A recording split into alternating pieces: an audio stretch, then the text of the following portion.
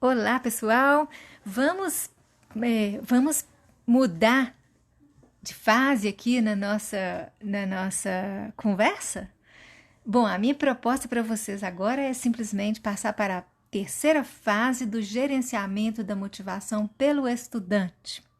Nessa terceira fase, é aquele momento em que o estudante acredita que ele já é, fez todos os esforços que deveria ter feito para poder alcançar uma submeta. E aí, o que ele tem que fazer? Aí ele tem que refletir para verificar se realmente ele alcançou o objetivo, né, a que se propôs, se ele alcançou a submeta ou não.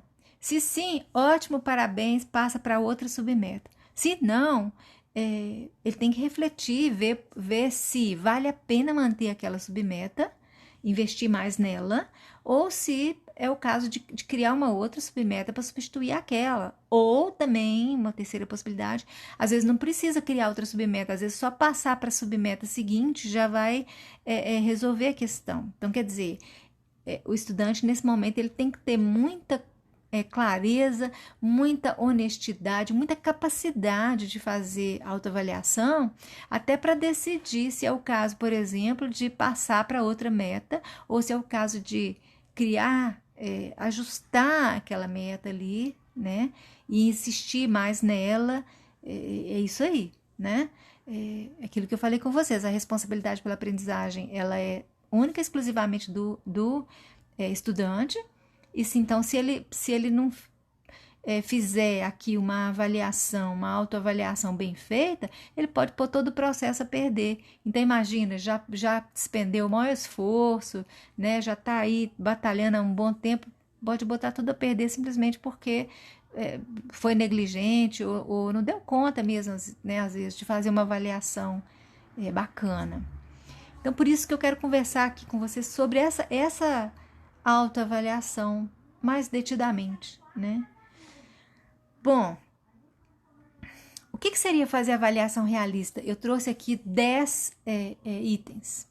Inclusive, eu já queria falar com vocês que a respeito do itens 1, 2 e 3, e talvez não, e aqui mais na frente aqui, item 10, 9 e 10, eu vou fazer outros 2 vídeos, são os 2 vídeos que seguem a esse, porque são itens muito importantes e eu tenho algumas dicas para dar. Mas agora eu vou levantar, então vou passar pelos 10 itens para vocês terem uma ideia do que é realmente fazer uma avaliação realista. Então, a primeira coisa que o estudante tem que dar conta é de saber quem que ele é. Assim, exatamente, ele pode mentir para os outros, pode enganar os outros, mas ele não pode enganar a si mesmo. Ele tem que dar conta de saber quem ele é, do que ele gosta realmente, o que ele quer com aquela aprendizagem de inglês, o que ele quer. E aí eu pergunto, ele é capaz de controlar a timidez? Porque tem gente que tem uma timidez muito exagerada, né? E não dá conta de controlar essa timidez. Então, isso aí complica, né, o processo de aprendizagem, não só de língua estrangeira, tá, pessoal? Todo processo de aprendizagem, mas é claro que é possível aprender mesmo sendo muito, extremamente tímido. Só que tem que prestar atenção para isso aí. Tá, depois, como que esse estudante se vê, né, enquanto usuário da língua estrangeira? Ele acredita que aquilo traz algum status para ele? Ou ele tem vergonha de usar a língua estrangeira, ele tem vergonha de ser um usuário de língua estrangeira, daquela língua estrangeira em específico? O interessante é que ele acha bacana, né?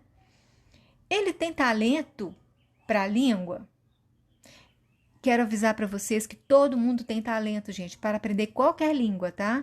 Mas é porque existem pessoas que têm aí uma crença de que não tem talento, de que não dá conta. Então, ó, se tiver esse tipo de crença aí, vai influenciar negativamente.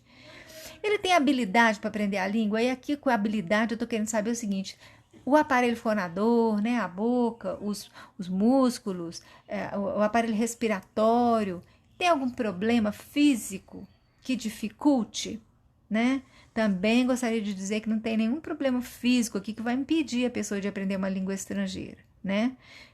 Porque a gente pode ver que nos países falantes de língua estrangeira tem pessoas que têm problemas físicos também, né, da mesma natureza, mas é um fator que complica. Então, só para a gente tem que ter consciência das nossas limitações também. E aí eu pergunto, tem algum talento, alguma habilidade, tem talento, tem habilidade para aprender a língua estrangeira? Então, não é só para a língua, também tem que ter talento e habilidade para aprender. É um bom aprendiz? Aí quando eu pergunto se é um bom aprendiz, se é um aprendiz autônomo, se é motivado, eu estou perguntando se todos esses vídeos que a gente fez até hoje aqui na série 4, esse estudante dá conta, ele já faz aquilo, ele tem aquele comportamento? Se sim, ele é autônomo e ele é motivado. Pergunto, só mais uma coisa nessa categoria aqui de autônomo, de motivado e de ser ou não ser um bom aprendiz. Esse estudante depende muito do professor, depende do professor, acredita que só vai aprender se o professor ensinar, se o professor explicar, se o professor falar, se o professor sugerir, se o professor verificar se ele está bem ou não está. Só acredita que está aprendendo quando o professor faz uma prova, quando ele faz uma prova e vê as notas. Bom, gente, isso é importante, isso é uma crença, né, cultural aqui, nossa, no Brasil, a gente precisa vencer isso. A gente não pode depender do professor, não é? O professor é uma das pessoas, uma das ajudas que a gente pode ter e deve ter no nosso processo. Mas quem aprende é a gente não precisa do professor, tá? Então, para de depender do professor. Número 5. O que eu penso sobre a língua estrangeira? Eu acho essa língua estrangeira bacana ou não? Eu acho que é uma língua de dominação. Eu acho que é uma língua do imperialismo. É uma língua de povos autoritários. Ou é uma língua que do colonizador, né? Como das nações que colonizaram países mais pobres, países... Então, o que você pensa sobre a língua estrangeira? E sobre as pessoas, os países que usam essa língua no mundo, né? Como que você encara aí? Como que você se posiciona frente a essas questões? Você acha que isso tem algum impacto na sua aprendizagem? Eu sou uma pessoa reflexiva. Eu tenho o hábito de refletir sobre a minha aprendizagem, quando eu erro, quando eu não erro, quando eu não consigo aprender, quando alguma coisa está esquisita. Eu reflito. Eu fui à aula, a aula não foi boa. Por que a aula hoje não foi boa? Eu tenho esse hábito. Se eu não tenho, pessoal, deveria ter. Vocês devem tentar desenvolver esse hábito. É muito importante a gente ser uma pessoa reflexiva. Ou melhor, as pessoas reflexivas têm mais facilidade de aprender língua estrangeira. Por quê? Porque conseguem fazer avaliação realista. Eu consigo perceber quando eu não estou aprendendo, né? No momento ali, não estou entendendo isso aqui não estou aprendendo. Isso é importante, né? Ter esse sinal, esse sinalizador interno.